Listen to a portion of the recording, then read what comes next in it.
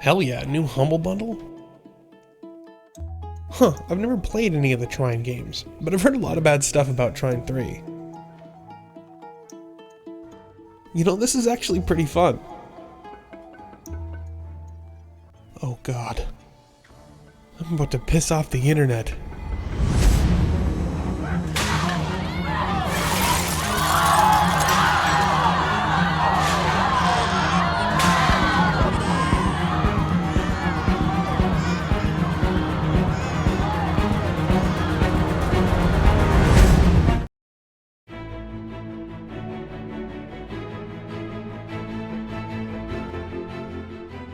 Hey everybody, I'm the Linux Gamer, and I just played Trine 3: The Artifacts of Power. It's a 3D puzzle platformer developed and published by Frozenbyte. Trine 3 was originally released for Linux August 20th, 2015, and was included in the Humble Indie Bundle 16, February 23rd, 2016. I bought this game as part of the Indie Bundle for my personal collection. Trine 3 is gorgeous.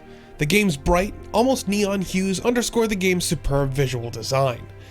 Characters are well defined and their abilities generally feel great to use.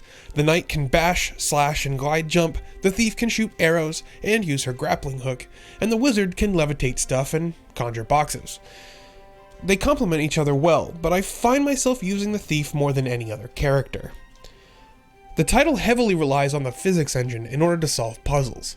With that being said, one of the more frustrating aspects of Trine 3 is its unpredictable physics. In order to progress, you'll find yourself randomly smashing the ground with the knight to give yourself some clue as to what you should be doing. Trine 3 flows well, putting the player in control of 3 magically charged characters. Playing the game feels great.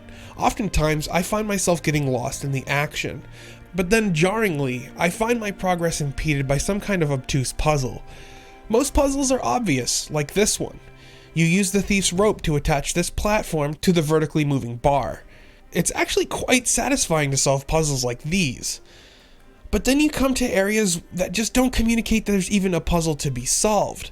Like this one. I was here for about 7 minutes trying to figure out what to do.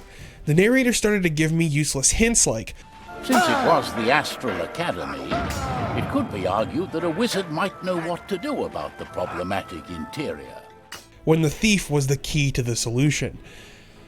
I feel these puzzles simply do not communicate their intention well enough. There aren't enough visual cues that say, "Hey, I'm a puzzle."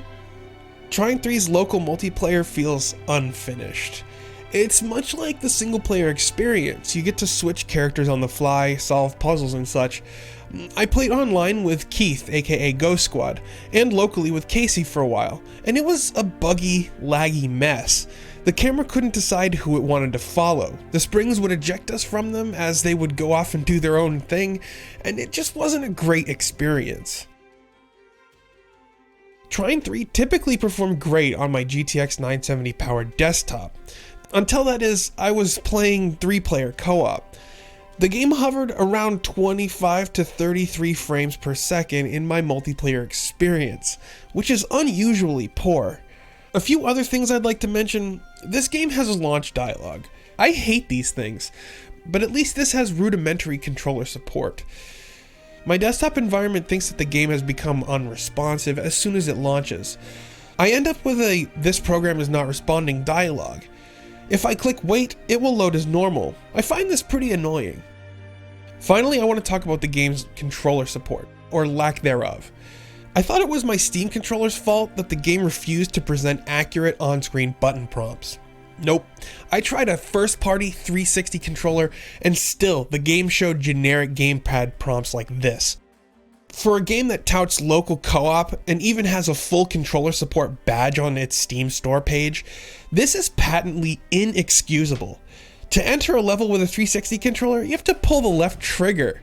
That's button 16 apparently. No, that's broken.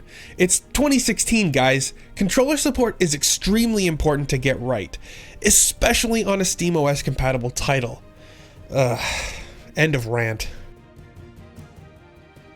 Trine 3 is a fun puzzle platformer. It really is. I know I've complained a lot.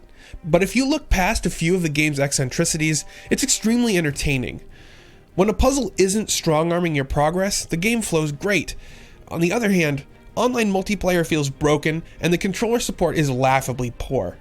I'd recommend Trine 3 if you don't mind playing a platformer with a mouse and keyboard, by yourself. It's available for Linux through the Humble Store, GOG, and Steam. Links are in the description. Have you played Trine 3? What do you think of it? Leave me a comment and let me know, or tweet at me at @TheLinuxGamer. You might consider supporting future videos like this over on Patreon. Feel free to check out the rest of my channel, including my previous Hitman Go review or my Caden Live compositing breakdown.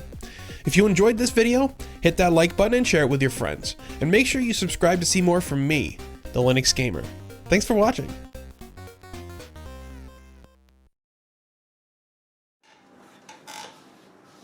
Hey, I'm a puzzle!